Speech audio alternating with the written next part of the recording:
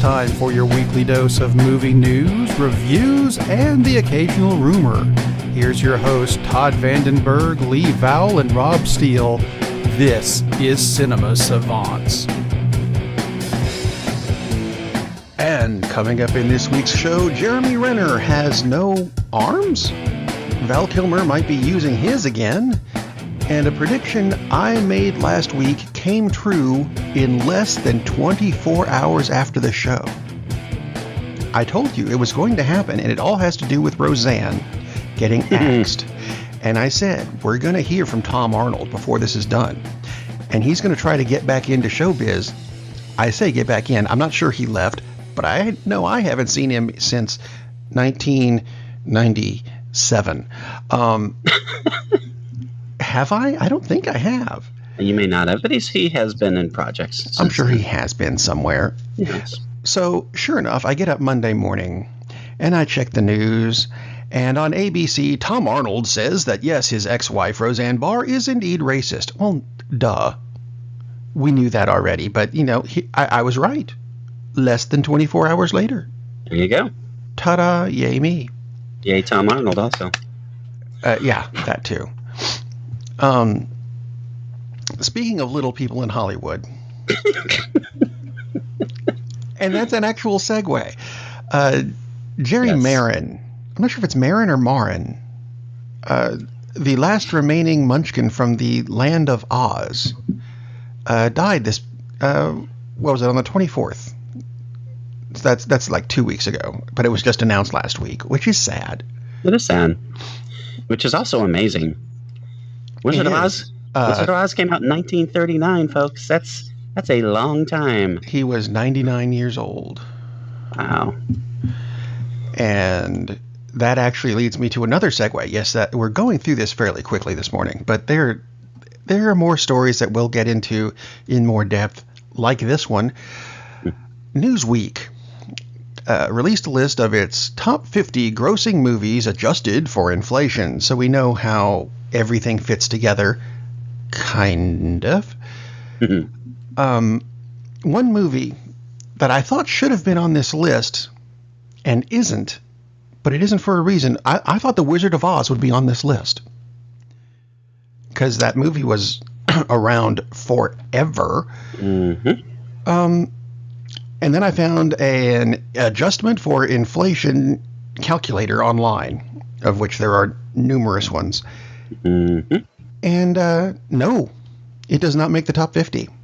As a matter of fact, it's almost $200 million adjusted dollars short of making this list. Wow, that's interesting. Which is probably why you brought it up, duh.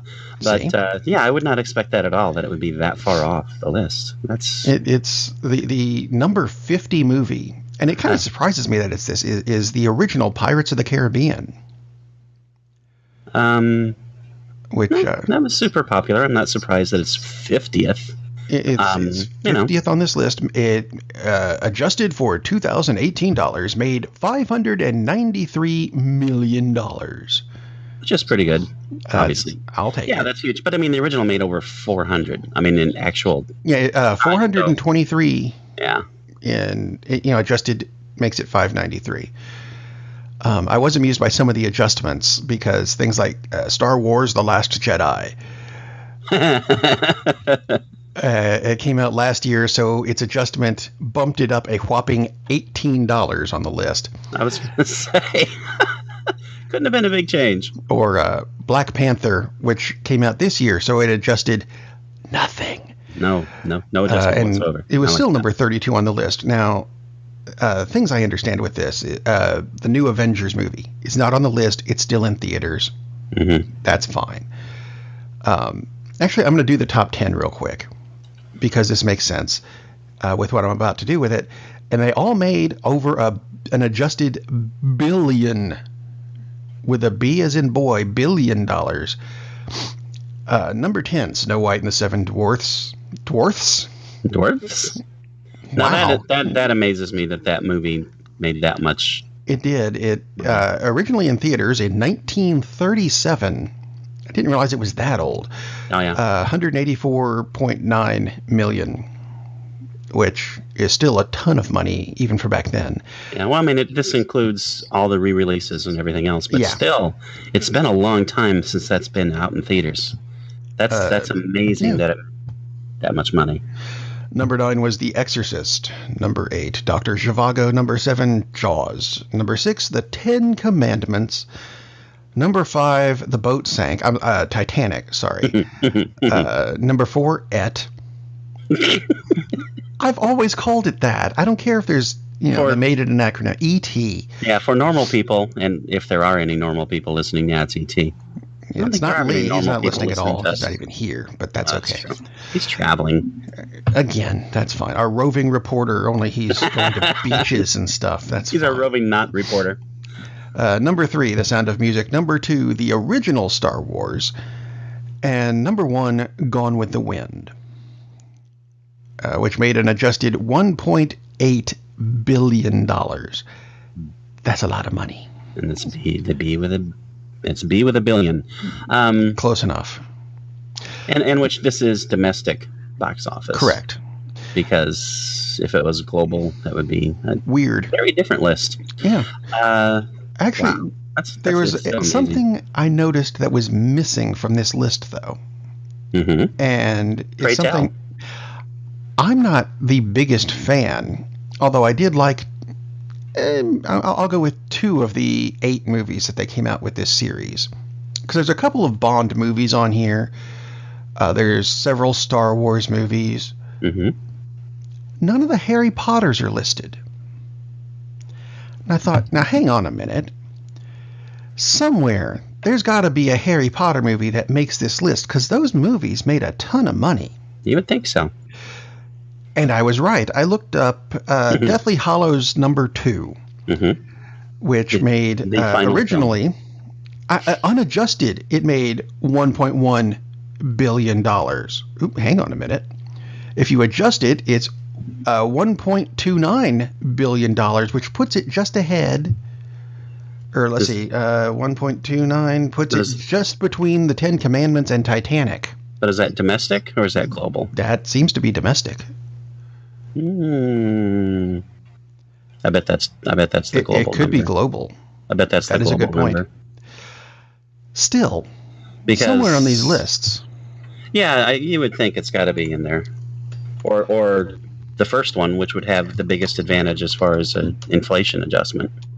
Yeah, we will research that. We'll research that, and maybe I was doing global. I don't know. And we will answer by the end of the show, if not even sooner. A couple movies that were so kind of surprising to me that are in the list is, and some of these go back quite a ways, but Love Story. I mean, I know that was a big hit, but that's 38th all time, adjusted for inflation. Fantasia, that one really stuck out for me, because from what I remember reading about it, it wasn't like a huge hit when it came out. And yet 76 million in 1940, which is pretty good. Yeah. And adjusted for inflation, 762 million. Fantasia, which eventually may come up when we talk about sequels. Anything else that just stuck out as just kind of randomly 101 Dalmatians. I'm still thrown off by Thunderball being in that list, but that is kind of weird. 101 Dalmatians. Number 12 all time, adjusted for inflation. Fun movie, but really, 101 Dalmatians, and the original, not the Glenn Close version, live action one, Glenn Close, which is fun, but that just seems kind of odd of all the Disney movies. And you are correct. I did use the global version for Harry Potter, and even the top grossing one is not going to make the list, which is kind of weird. That is kind of weird. So adjusted for inflation, the only Disney movie, animated Disney movie, that did better than 101 Dalmatians is the one that kicked it all off, Snow White and the Seven Dwarfs. That just strikes me as kind of... Yeah, 101 Dalmatians was 12th. Odd. Sandwiched between 2 other movies that are now Disney, The Force Awakens and The Empire Strikes Back. I mean, I would expect something like The Little Mermaid or Sleeping Beauty or something else. Yeah, exactly. And it's like, nope, it's 101 Dalmatians. Cool. Weird. That one was I mean, it's a fun movie, but in the pantheon of great Disney animated movies, is it one of the top 10? I would not say so. No, I would say top 12 because that's where it is on the list. You, sir, are brilliant. Ah, yes. I ate my Cheerios this morning, and that's where all the zeros came from. There you go. No, I would have expected, Aladdin or Lion King. Yeah. Which Lion King is a little farther down on the list. It's 19. Yeah, that's what's odd. It's like, really? 101 Dalmatians, I'll be darned. Obviously, they need to re-release The Lion King to theaters so it can jump ahead. Which means it makes it sound like I'm anti-dog, which, no, it's just... I suspect they are going to release The Lion King again just before they release the live-action version. Yeah, that would make sense. That would totally make sense. Or is Beauty and the Beast even on the list? But it is not. No. I mean, that's just surprising. Because 101 Dalmatians is one of, as I recall, I can't think of a Disney movie that came out before it. Maybe it was Sleeping Beauty, but that's when Disney started going a little cheaper on their animation. Yeah. It's a totally different style, and it works, and it's cool, but it's a different style. Wasn't it Sleeping Beauty? I think it was Sleeping Beauty was the last of the what we think of as the classic Disney animation that they went away from for quite a while because it got so costly they couldn't afford to have teams of all these guys, and maybe they had a few women because Disney was kind of misogynist. Kind of. But, dozens of animators hand-drawing every single thing, and it just got to be so expensive that they changed their style for decades. So it doesn't even look the same as typical Disney movies. Again, I'm not bashing it. I'm just shocked that it is that high on the list. In the list, yeah. Let's see, where were we going after this one? Yes, number of things that are on this list include several Bond movies like Goldfinger and the still inexplicable Thunderball. I don't know why that's on the list. People loved it. People loved the fourth worst Bond movie that Sean Connery did. That's a fun movie. I mean, it's cool, but I mean, really? Yeah, it threw me off, but there is Bond movie news in the news this week. Woo-hoo. Rumored for the Bond villain in the forthcoming 25th Bond movie as actress Helena Bonham Carter. I like that. I do too. I like her. And something else, and this goes back to the misogynistic Disney, I suppose. This will be the first female Bond lead villain. There have been other, female villains. Xenia Onatopp, but she wasn't the head villain. Electra King from, I think that might have been this. No, it was the movie after that one. I'm like, was that the same movie?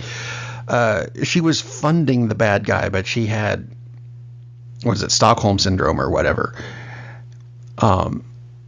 Interesting. There have been other female villains, but none of them have been the mastermind behind everything. Interesting. Didn't even think about that. I'm not sure why I did, but there we go. And then I looked them up and went, hey, what do you know? And if you're going to get someone to do it, I think she'd be great. Oh, yeah, she's a terrific actress. Absolutely. And they want females to look a certain way in Bond films. And for Bond films, it works. But yeah, I mean, as far as the acting chops go, yeah, she can hold her own with anybody. But in a Bond film, no issues whatsoever. That's awesome. No, I really like that. I guess the bad news is they're still she's not 100% in. But they are apparently, they're looking at females, and they were looking at Daniel Craig's old Lara Croft Tomb Raider partner, Angelina Jolie, as the bad guy. No. Please don't do that. No. And she can be a terrific actress, but I think she's one of those actors who needs the right director, because she's been bad in some films. Helena Bonham Carter, I think is immune to bad direction. She could have been in the Star Wars prequels and done a good job, which is saying a lot because wow. Anyway, they weren't. They weren't hideous. How good was Natalie Portman in those movies? I didn't think Oscar-winning actress Natalie Portman, who is excellent in virtually everything except. I don't know. She.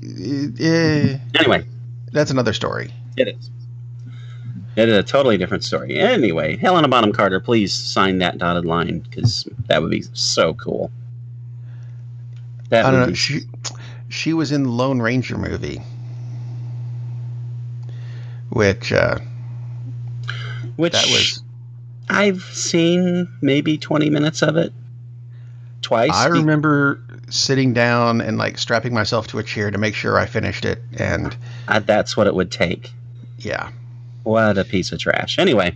Yeah. That's another story entirely. Yes, it is. Moving on to, let's see, what was next on the list? Peter Jackson. Peter. Because he's next. There have been a lot of rumors concerning Peter Jackson as to whether or not he's going to be doing anything with the Amazon version of The Lord of the Rings, or is he going to be directing a DC superhero movie? And he has said this week, no, I'm not doing either. He said he's not at all involved with the Lord of the Rings series. I understand how my name comes up, but I'm not doing it. And I thought it was interesting, his quote about the DC Comics thing. Are you doing a DC Comics movie? Quote, that's not true. I had no discussions about that. I'm not a fan of comics. I've never read any, so I'm not particularly interested in adapting one for the cinema. What? I'm just quoting. How weird. I don't trust people who have never read comic books. I was going to say, if you've never read a comic book, that's okay, but that seems odd. That's weird, isn't it? For someone who is richly involved in fantasy, and I know Lord of the Rings aren't comic books, I get it, but even people who bullied me at school for reading comic books read comic books. Yeah, I mean that's. This is also the guy who did King Kong, and he didn't do it because he loved the King Kong comic. I know. But typically, people who enjoy fantasy will pick up a comic book on occasion because most comic books are based on fantasy. And they also appeal to people who enjoy the visual arts, a film director. So that just seems kind of weird, doesn't it? It does to me, anyway. Very odd. Yeah. Speaking of very odd, this is a very, very odd story we're going to next concerning Jeremy Renner. And like I said, he has no arms. There was a thing that came out last year that said Jeremy Renner broke both his arms shooting the fourth Avengers movie. Ouch. It's not true. He broke both his arms shooting the comedy Tag, which we talked. Oh, God. It's going to get weirder. Give me a minute. He said that, wow, lost everything. All right. Broke both his arms shooting the comedy Tag, which is something we talked about a while ago. It's about an ongoing game of tag that started with these kids who were age 11, and now they're in their 30s or 40s or whatever, and they still play it. And Jeremy Renner plays the guy who has never been it. Well, he broke both his arms in this movie, which usually means, oh dear, reshoots and delays. And no, what they did was wrap his arms in basically green screen material and CG'd his arms for the rest of the shoot. Oh my gosh. So if you watch this movie, which if you look at the trailer, and this is really weird that it's based on a true story. That is weird. That's the only reason that I went, hang on a minute, okay, maybe I will watch it. Because the premise is kind of wonky. The premise is really wonky, but the preview, the trailer really looks hilarious. It actually did look very funny. But I suspect Jeremy Renner's arms are going to look really, really weird. I can't imagine in the first place, I'm hoping for his sake, these were like hairline fractures or something. Hopefully of either the radius or the ulna, the bones in your forearm. Because if it was the upper arm, that seems like that would hurt even worse. Yep. And also, even if it's a hairline fracture, both arms. Both arms. It did not say how he did it. And you keep working in a movie where you're playing tag, and there are probably a lot of physical scenes still to be done. Mm-hmm. Good on you, dude. I mean, holy crap. Yeah, who's it? John Hamm. Apparently, he really is Hawkeye. Yeah. Well, no. John Hamm said in an interview on Ellen that Jeremy broke both his arms at the same time. Day 3 of production, we had 40 more to go. Oh my gosh! Keep in mind, this is a man who has done 100 Avengers movies and been fine, and he does it in a movie about playing tag. Which I'm sure got the same reaction I just had. I mean, that is. Both his arms, like firewood, just snapped like a matchstick. Oh, ow. Wow. Ow. Jeez, that's not a hairline fracture. That doesn't sound like no, it doesn't. What the heck, man? Sorry, I didn't finish reading the quote earlier. Otherwise, I would have jumped in. Mm-hmm. We'll have to find some quotes from Renner or better yet, TMZ hopefully has the X-rays because, jeez, dude. Ouch. Yeah, and wow. That's hardcore. So, I mean, it sounds horrific to have both your arms broken. But some UFC fighters have continued fights with broken arms, but I haven't recalled ever hearing of one continuing a fight with 2 broken arms. No. This guy worked for 40 days on a movie. Holy cow. So, yeah, sounds horrific, but Hawkeye was it as horrific as the new horror movie Hereditary? Maybe. Set up and maybe. Yeah, well, yes, there's a new horror movie called Hereditary, which it is a horror movie. I was going to say it might be better described as a thriller. It's not for everyone. It's got a terrible cinema score, which are basically they poll audience as they come out. Good cinema scores typically mean it's going to do pretty well at the box office because when the audience likes the movie, they tell their friends, so word of mouth helps build the film. This movie has a D or a D- even on cinema score, so most people who went to see the movie did not like it. I liked it. I thought it was really good. But here's the thing. I understand why people didn't like it. For the first, I think it's 2 hours. For the first hour and a half, maybe hour and 40 minutes, it's not a horror movie. It basically starts out, it appears to be just this family drama. I mean, it's really good. It's really interesting. But people who are going in to see a horror movie, they're not seeing a horror movie. So, okay. I get that. It's a slow build. It's a very slow build. And I can understand people being kind of upset with it. It reminds me a lot of a movie that came out a couple years ago, which, again, did not do well. So far, it's doing well at the box office, but we'll see. But this movie came out maybe even just last year. It Comes at Night, which was billed as a horror film, and it's not a horror movie. It's more of a suspense film. Yeah, it just came out last year. And it's a similar thing where it just has this long, slow build. Really good movie, but not what people were expecting. If you're expecting a movie like The Quiet Place or Quiet Place, this is not that kind of movie at all. The Quiet Place is scary all the way through. However, this is a really good film. It's a really interesting family study. Toni Collette plays the mom in this family. They have 2 kids. One of them is a little off. It opens up with the kid's grandma, Toni Collette's mom, passed away, and they were kind of estranged, and she says a couple odd things at the funeral that mom was very private and liked doing her own kind of thing. As it builds along, well, midway through the movie, there's a surprising tragedy, which you don't expect, and it keeps on going from there, and things keep getting worse for this family. Weird things start happening. the weird atmosphere keeps on building. It starts getting really creepy. And then in the last 10 or 15 minutes, this thing goes full on horrifying, like Exorcist level horror movie.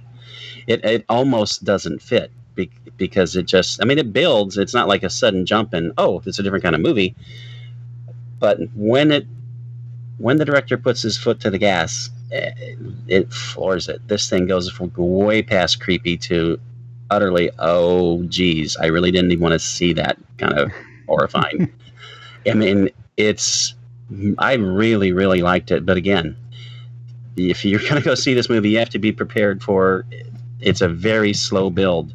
It's interesting. It's really cool. It's not at all boring, but think of it as, I don't know, something like The Bedroom Window or Ordinary People. It's almost that kind of a movie for like at least half of it. It's a family drama, and it's really intense, and it's really good. And Gabriel Byrne plays the dad, and he and Toni Collette have this really interesting byplay because he's really concerned about what's going on with her because she starts acting a little weird because of things that she knows are going on and no one else knows, that kind of thing.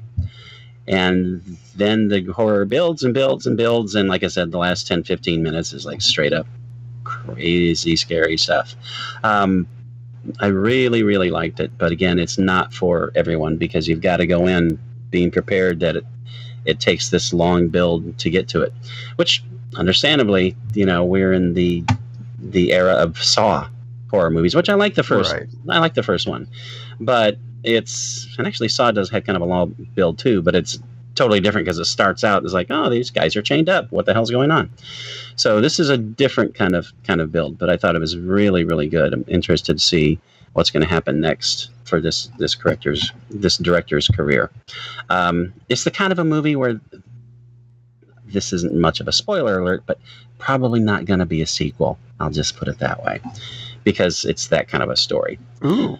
Yeah. Ooh, that's almost a segue, isn't it? Yeah, it is. So not as horrific as Val Kilmer returning for Top Gun 2. Is that what or is it more horrific than that? It's the last 15 minutes are more horrific than that. I mean, that's okay. Yeah, it's to me the payoff. I'm teasing Val Kilmer. I like Val Kilmer. Yeah, Val Kilmer's great. But yeah, that was my clumsy attempt at segueing into our sequel segment. Segueing into a sequel segment. Say that 3 times real quick, and Beetlejuice will appear. The Top Gun 2 news this week because it came out. Val Kilmer is returning. That's kind of a duh. Him and Tom Arnold are going to be playing. No, and there's also kind of a plot synopsis. Basically, Top Gun 2 is expected to deal with the rise of unmanned drones and how pilots are being rendered obsolete. Boy, does that sound boring.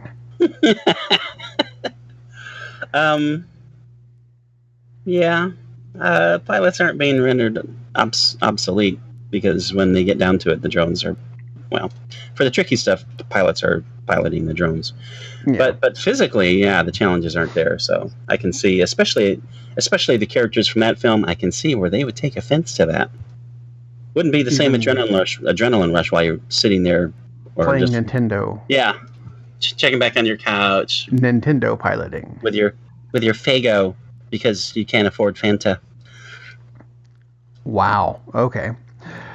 So yeah, that's sequel news, which leads us into a new segment that we're going to try to do. Woo. It was Lee's idea, and he's not even here. Fine. Be that way. We're starting without you, Lee. Sequels and or reboots that we actually do want. Exactly. Because there are some that I think need sequels, if nothing else than to finish the story. I mean, for me this week, I'm going to throw out Tron 3, which they keep saying, we're going to do. No, just kidding. No, just kidding. Yes, we're not doing it. What the, just, look, you left us on something of a cliffhanger after Tron 2 with, yay, you pulled the miracle being out of a computer and you ride off into the sunset with her. No, there's got to be more to it than that. Make the third movie. Period. Which would be Tron Legacy Part 2. That'll be fine. Go ahead. Just do it. When talking about sequels, and we will talk about bad sequels, I came across a quote. Oh, yes. Came across a quote with just I loved. There were rumors that they were going to do a sequel to Seven, which it would have call it 8. Yeah, Brad Pitt was going to be in a mental institution, which would make sense. Which, I can see that might be kind of interesting. But I mean, Seven is such a perfectly done film; doesn't really need a sequel.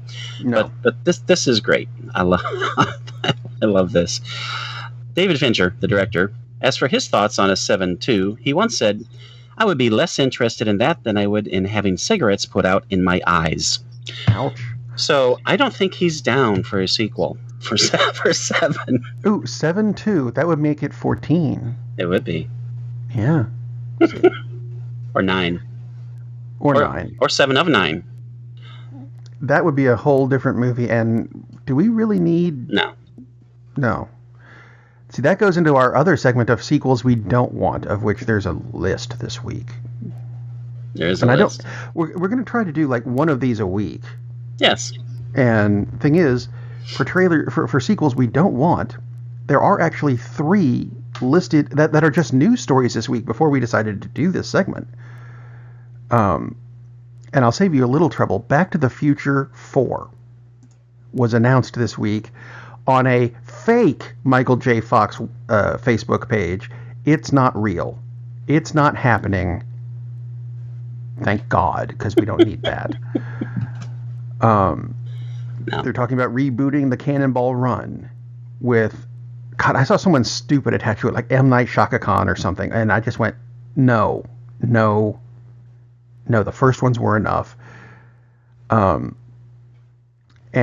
doing a prequel to Charlie and the Chocolate Factory, an origin film for Willy Wonka starring either Ryan Gosling, Ezra Miller, or Donald Glover. No, we don't need that. But, that's just my list of things. And that's because they came out this week. News for them. I don't want that.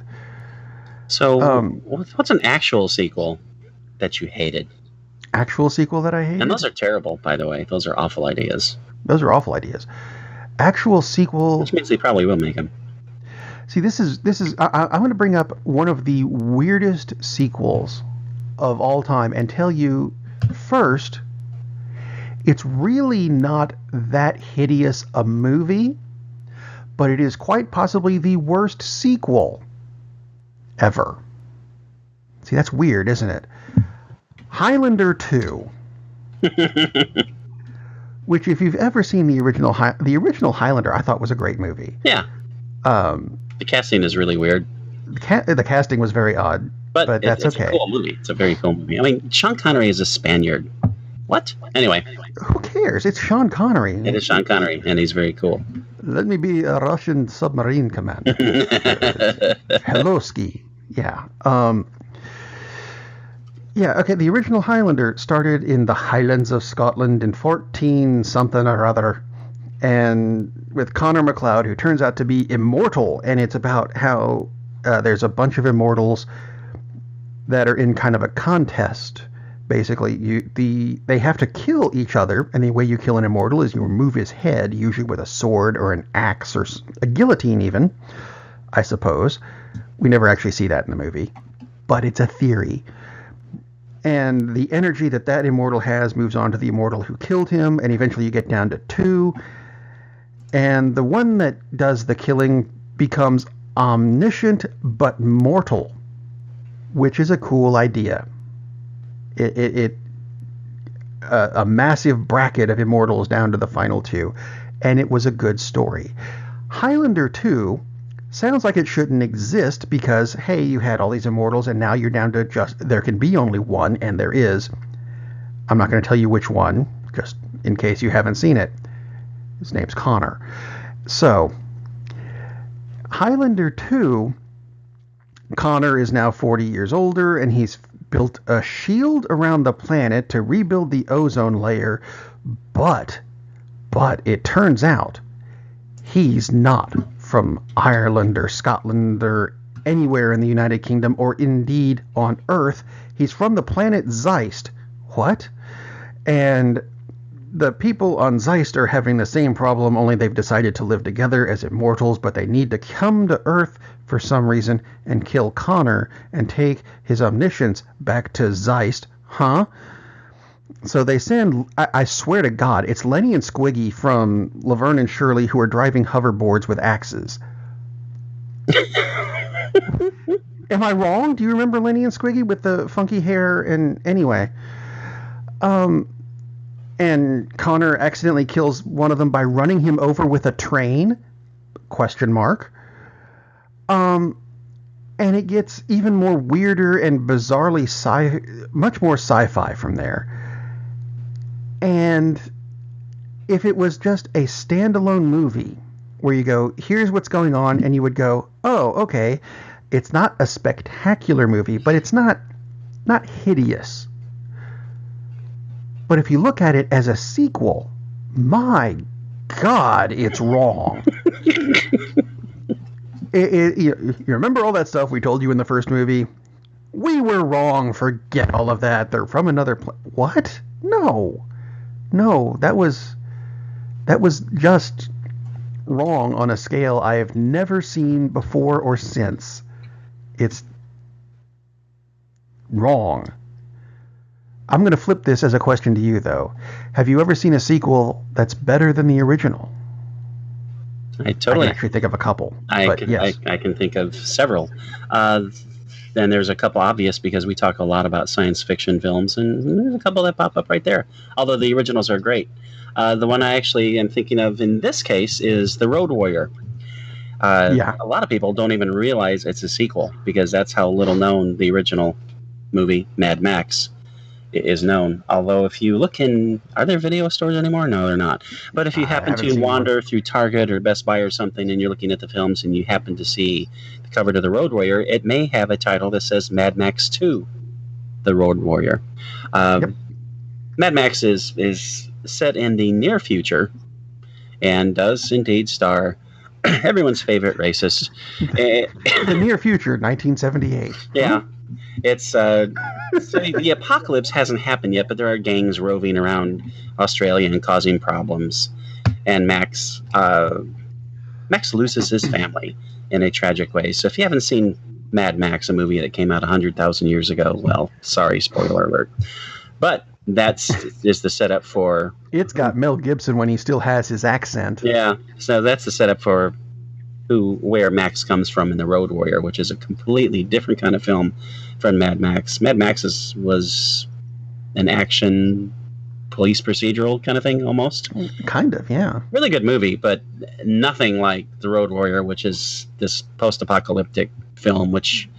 dystopian thing with a small kid with big hair. Pretty much, that's like the template for so many movies since it.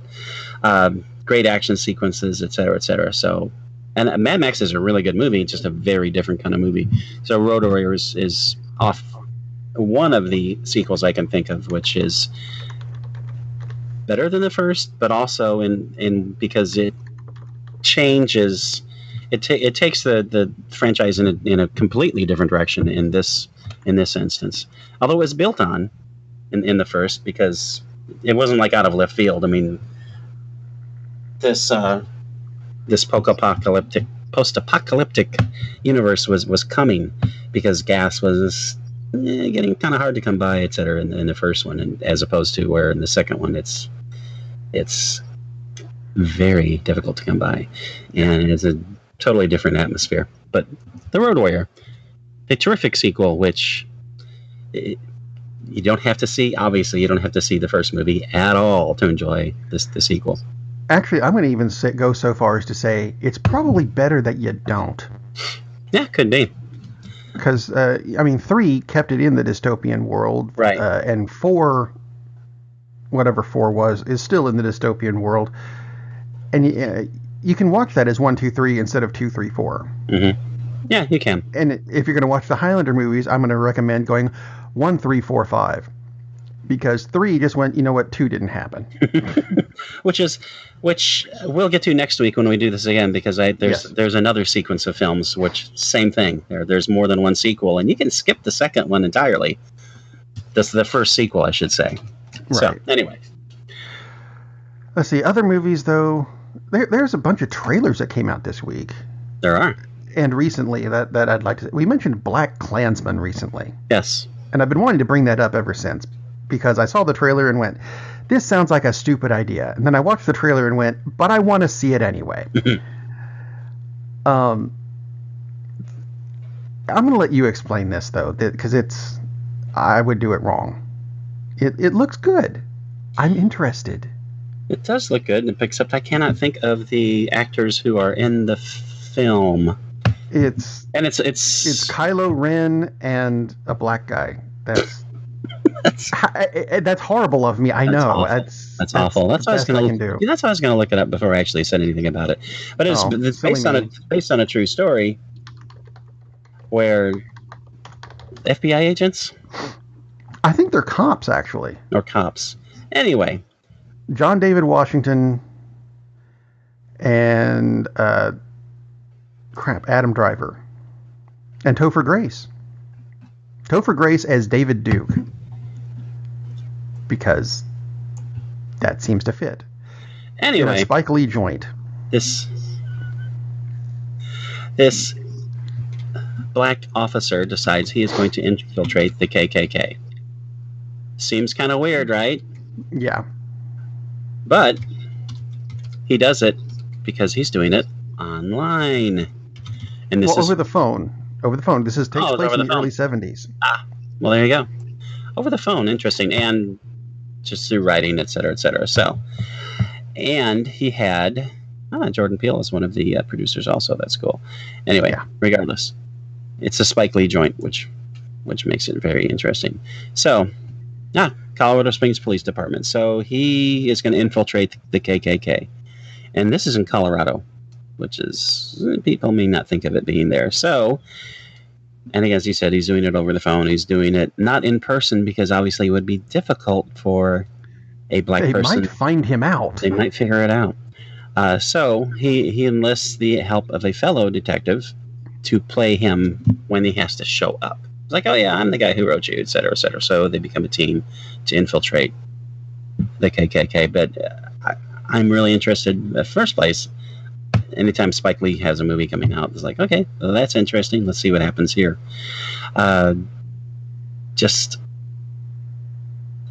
It's almost like, how can this possibly work?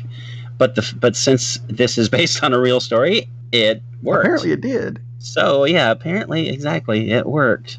So, and obviously, kind of timely.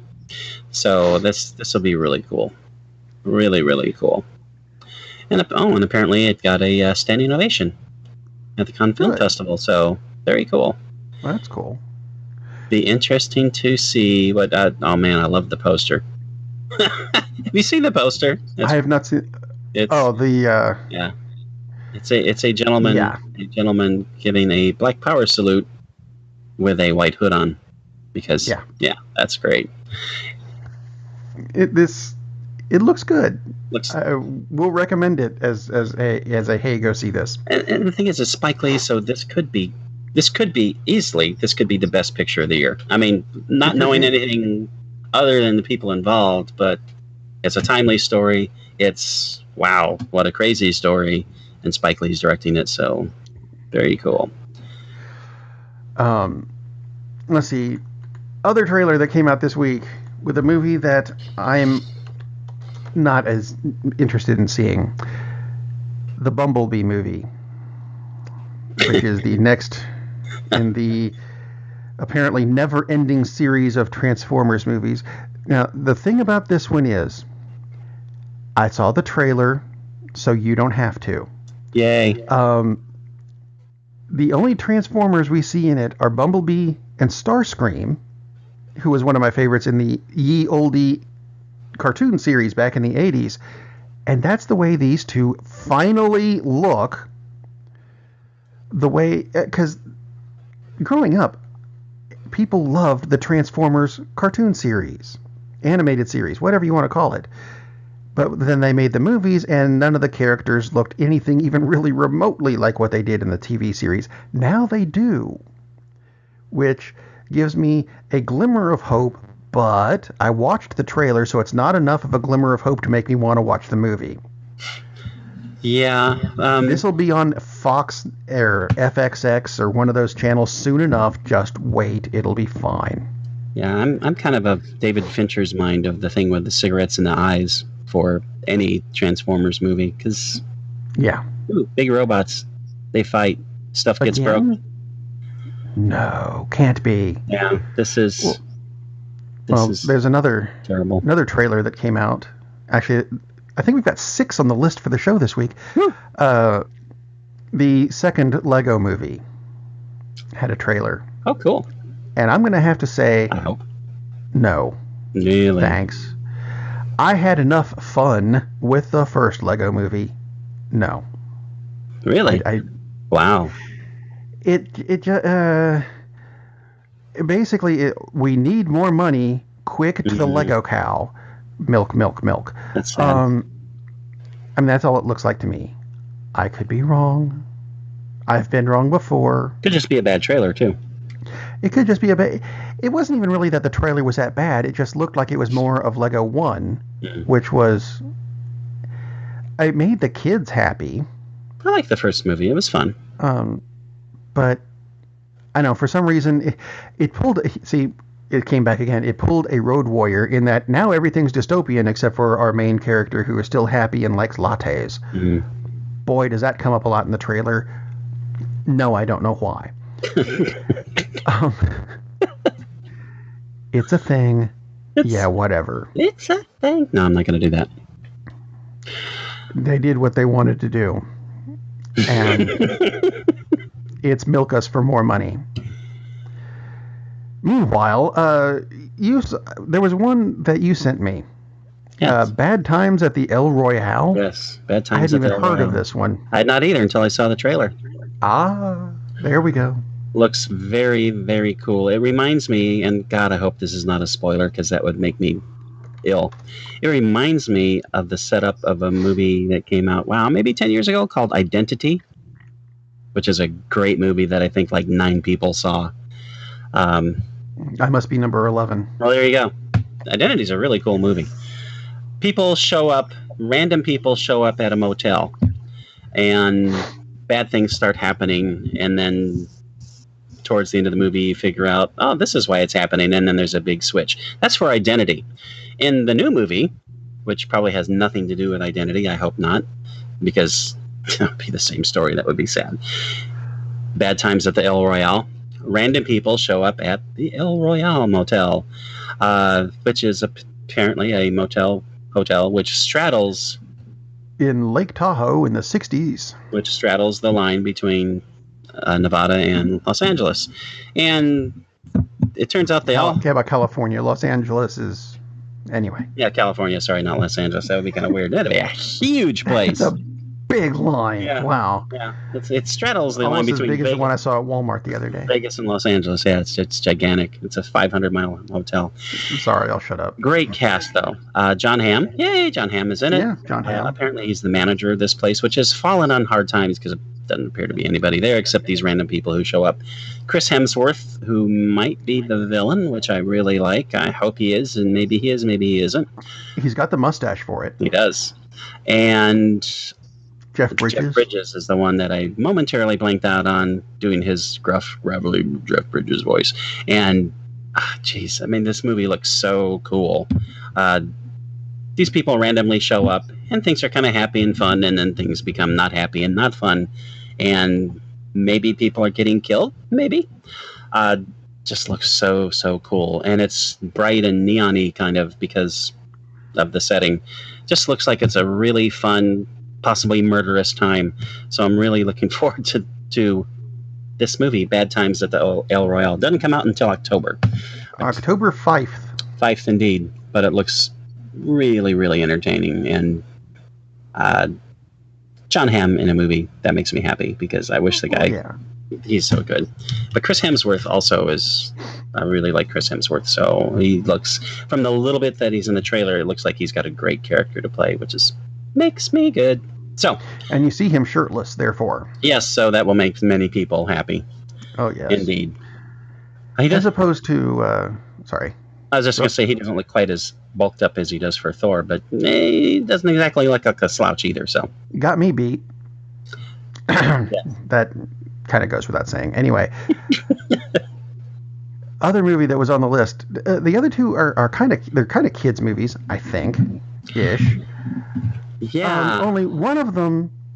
Didn't we just have a live action Jungle Book like 2 years ago? We did, and Hollywood does this a lot. And it's like, oh, this sounds like a great idea. Well, then, we need to get on it too. And typically, that's not a great idea. No. But this looks like it's the same story, but it looks like a very dark take on the Jungle Book story. This one is just called Mowgli. And I don't know if they had planned this before the Jungle Book remake or if it was somewhat after.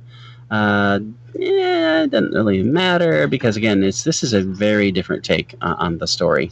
Yeah. Directed by Andy Serkis, though. Right. I really like the direction that this is in. So I don't know that this is going to be a kids movie. It's maybe an older kids movie, because why are you making the kids movie? Why are you making the Jungle Book and it's not for kids? PG-13 is the rating, which is interesting. They already have a rating and it doesn't come out until October. Typically, it takes much longer for them to do that. So yeah, usually we've got the commercials that say this film has not yet been rated. And you go, then why are you sending me a commercial? But Benedict Cumberbatch, Andy Serkis, Cate Blanchett. I mean, man, Christian Bale. It's got a great cast.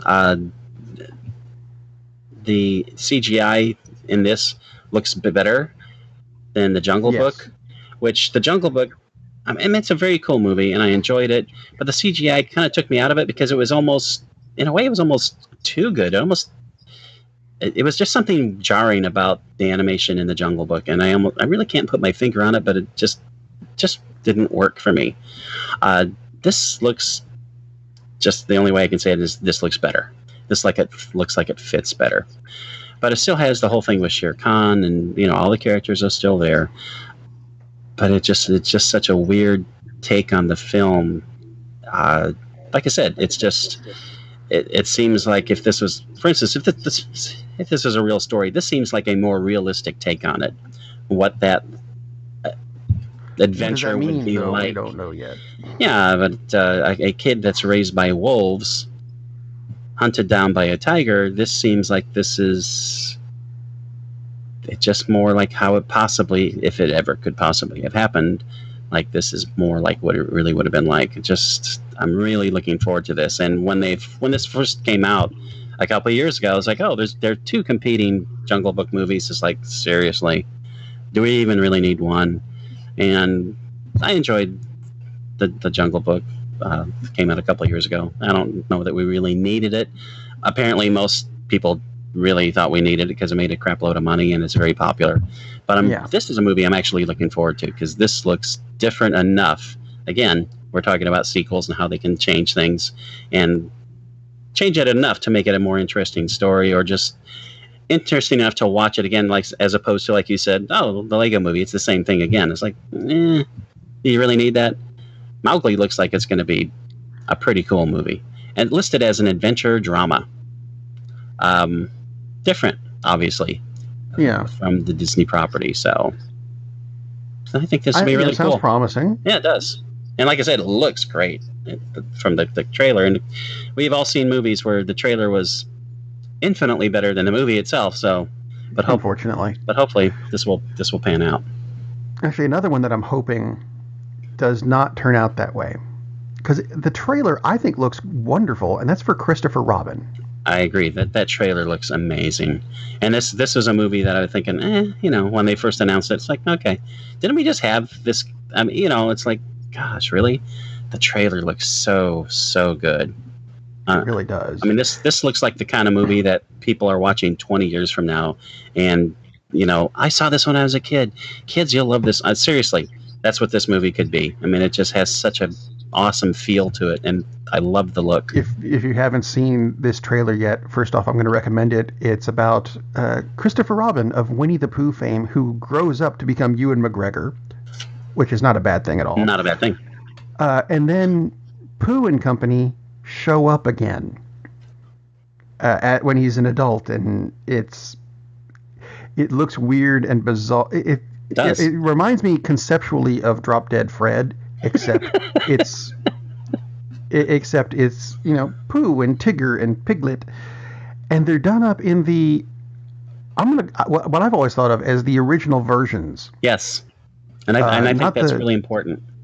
It's the stuffed animal versions, not the cartoon version we got from Disney. These are Pooh is a little stuffed bear.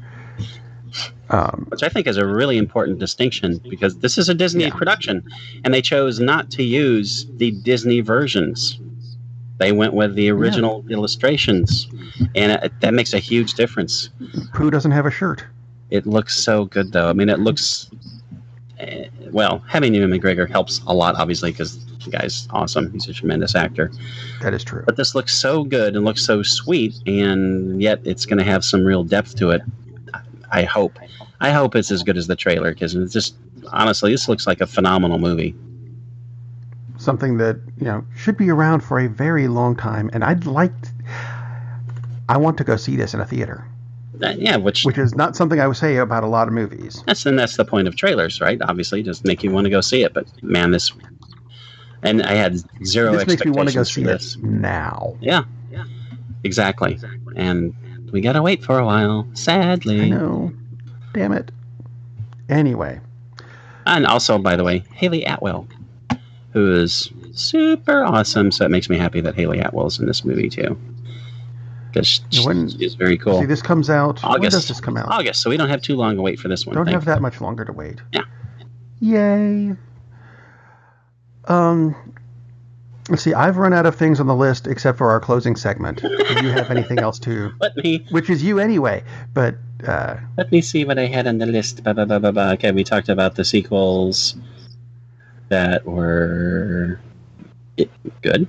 Sequels I want. Do we want to talk about sequels that we want? You talked about sequels that I want. I mentioned one, and you mentioned one, and I went to something else. Oh yeah, I'll talk about a sequel that I would like to see. I cannot find it now, but somewhere on the internet there exists a script for a crossover between two cult film favorites, which made almost no money between the two of them even. But there's a script out there, which I was trying to find, and I actually have it on an old computer, which I don't have the computer, so that doesn't help me. Buckaroo Banzai and Big Trouble in Little China. Well, Big Trouble in Little China was supposed to be a sequel to Buckaroo Banzai anyway. Was supposed to be, and it wasn't. It was supposed to be, but then they had casting issues. And I think part of the title of the script is the supposed sequel that they show in Buckaroo Banzai and the World Crime League. Jack Burton is heavily involved in this script that it is out there somewhere. I didn't know there was a script. There's a script, because I actually had the script, not just there's rumors of a script. I had the script, oh dear, over 100 pages, and I don't know if this was actually done on spec or if this was just fan fiction. I mean, this is like at least 20 years old, the script, because that's how long ago I had it. The script was very, very funny. Imagine that. I would love to see that, and yes, with the original actors. No, I don't want other people playing these characters. They're still around. They're still kicking. That would be so, so cool. I mean, there are plenty of other more realistic sequels I would like to see, but that came into mind immediately because the rumors have been out there for decades that there would be a script and a crossover for them, because like you said, Big Trouble was originally going to be a sequel, and at one point Jack Burton was going to be a cowboy and blah blah blah. So, but in this crossover script, he was Jack Burton, the truck driver, and blah blah blah, had the Pork Chop Express and all the rest of it, and got mixed up with Buckaroo Banzai, and he was, as it was written, it's the same exact goofball character, a somewhat reluctant hero who manages to be a badass even though he has lipstick all over his face. Super funny. I would just and it probably wouldn't make any money because the others didn't originally anyway. They're probably 15,000th on the all-time box office list. But such great characters and hilarious stories. I would love to finally see the crossover between Buckaroo Banzai and Big Trouble in Little China. I have found a potential movie poster that was made up for it, but it doesn't make sense. It's got Jackie Chan in it for some reason. Okay, fine. Unfortunately, it also has Clancy Brown, who is a spectacular actor, but didn't he die in the first one? Yeah, well. Oh, well. Things happen. Time travel. But he was immortal in Highlander, so he can come back. He wasn't beheaded. See, crossing it over in places you weren't expecting. I see how you work that. Yeah. My only caveat is that I somehow want Ron Perlman involved, just because Ron Perlman. Well, sure, why not? He would fit that universe. Just any character at all he chooses to do. Not Hellboy, because that would be like way too much. But Ron Perlman is awesome. Sure, why not? Why not? I mean, that's never going to happen anyway. So let's have the people we want. Oh, but John Carpenter has to direct it, and W.D. Richter has to write it. We've got to have that. Okay. Otherwise, no dice at all. Hey, we're fantasizing here. Sure, why not? Yeah, why not? But let's see. So we've got that now. That leads us to the greatest TV program of all time of the week. And it's Todd's turn. I keep on holding. It's a good thing it's not Lee's turn because Lee's not here. It is a good thing it's not Lee's turn. I keep on holding off on one show because I know Lee will talk about it. So Lee's not here, so I think you should talk about it. I came prepared. I came prepared with a different show anyway, and this would probably be on Lee's list as well. It is a show which originally was not done in the United States. Actually, never was done in the United States. I don't say why originally. Originally never aired in the U.S. Only aired in the U.S. after its initial run in a foreign nation was completed. So obviously our current president probably wouldn't like it. He'd probably put a tariff on it and make sure we couldn't import this fine series. Probably. It was on BBC, and it's not one of your favorites. Well, it could be one of your favorite series, but no, it's not Doctor Who. It's not that series. That's where I was going to go. Getting excited. I know you're getting excited because, see, I have no way in hell I'm going to talk about Doctor Who when you're higher. I mean, my God. Oh, well, okay then. Because, you would do like 10 times better a job than I would on Doctor Who. Just because I have all the DVDs. Just because. I am going to speak on Monty Python's Flying Circus. 1969. Yeah, and I knew you would. But this is one where I feel, okay, I'll tread on your toes on this one. Not on Doctor Who, though. Go ahead. Monty Python Flying Circus, just a phenomenal sketch comedy. It wasn't the first sketch comedy by any means, and certainly wasn't the last. But it was different enough in that it was just so surreal and bizarre. They would do jokes without punchlines. They would deliver punchlines without setups. They had recurring small characters that they would pop up once every couple of, not once every couple of years, but maybe they would go 10 episodes without doing it again, and they'd do the bit again, and they'd revisit it later on. There's only 4 seasons to the show. The fourth season didn't even have one of the main creators, and the fourth season is not as good, honestly, because of that. John Cleese stepped away from the show after 3 seasons, and being BBC, the seasons aren't quite what we think of as seasons, although now with Netflix and all the rest of it, seasons are just, this is how long a season is, that's what it is, that's all. But just a hilarious, absolutely bizarre show, which PBS latched onto because it was cheap. And so PBS wound up carrying it here starting in 1974. So that's when we got turned on to the weirdness. And because it's British and some of the jokes are topical, a lot of the jokes go right over your head unless you happen to know a lot about British politics in the early 70s. Who the hell are they talking about? They do reference Margaret Thatcher a couple times, which is really funny because at the time she was like some lower level minister. True. But God, the so many insane characters. The Gumbies, the Pepper Pots, which was their internal term for the rather stout lower middle class British ladies. Not the one that's on Iron Man. No, very different. Just God, it's just such a buzz. There's almost no way to explain it other than if you like off-kilter humor, somewhat strange, and somehow you have not seen the original Monty Python's Flying Circus, you need to correct that flaw in your life.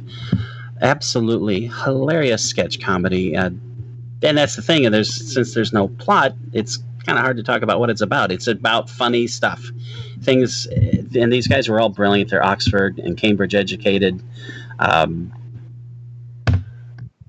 John Cleese didn't. It's a brilliant show. Didn't sit for the bar, but yeah, it's just so. They're one of the sketches. Just one of the sketches is the greatest philosophers in world history, and they're having a soccer match. Yeah. And then they have just completely bizarre, random things like the lumberjack song, when a lumberjack is singing about how much he loves being out in the woods and being a manly man, and then starts talking about wearing suspenders and a bra. They constantly poke fun at authority in the most vicious, funny ways conceivable. And of course, this engendered the movie, which they did, and now for something completely different, which was basically they just redid the sketches. Yeah, a greatest hits list. But they redid the sketches, which is important because some of them they had better settings, which led to possibly the funniest film of all time, Monty Python and the Holy Grail. God, just like you said, brilliant, absolutely brilliant. God, and they were absolutely not above ridiculously stupid, broad humor. And a recurring character was a knight who would walk around and hit people with a dead chicken because the skit was bad. That was a bad punchline. You will now be punished with the chicken. Thunk. And he didn't say anything. He would just walk, and that's how things happen. I mean, just. I'm wondering if that's where they got the idea for the Stig. Who knows? But it's almost impossible to describe. Other than that, it's the dead parrot sketch. Extremely fun.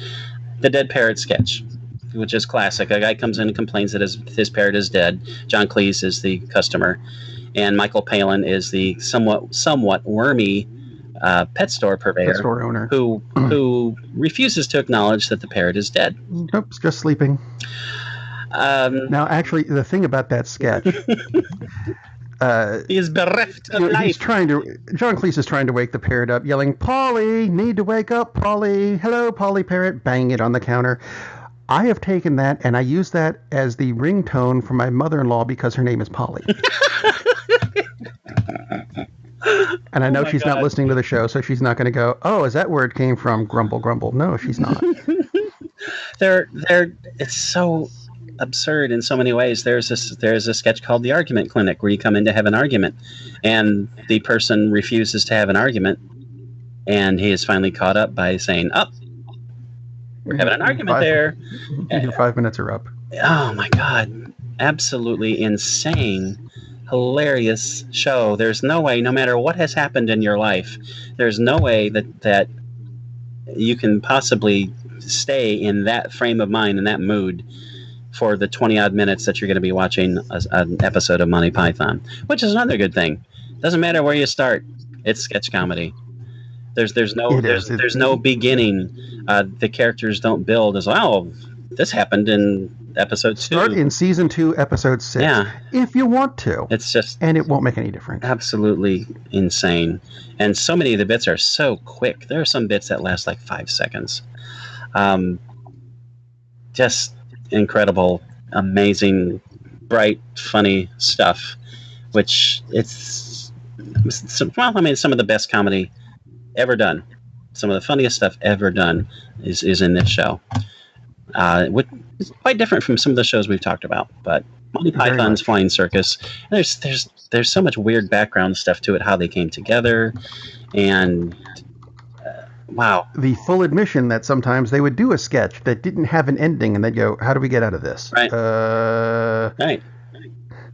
Just move on to the next one. Oh, okay. Some random. There was one episode where a random person would pop up, and it was Eric Idle, and he would offer them. He would not pop into the sketch if they would give him 5 pence.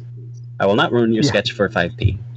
And he would negotiate. He started higher than that, and he negotiated down to the point where it was like 5 pence, and he would not ruin the sketch. Of course, then he's in the sketch doing this while they're in the middle of like a courtroom scene or something.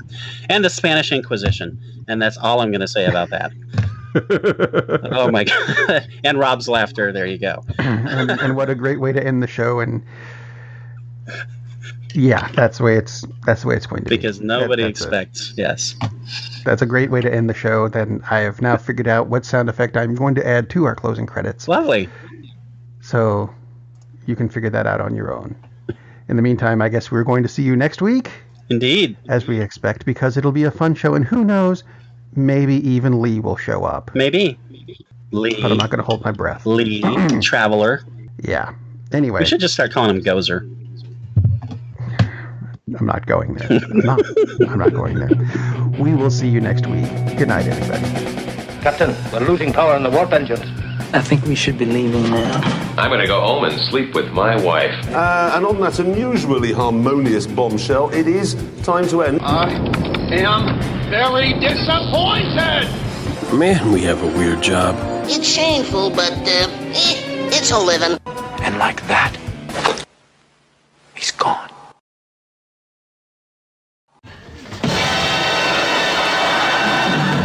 Nobody expects the Spanish Inquisition!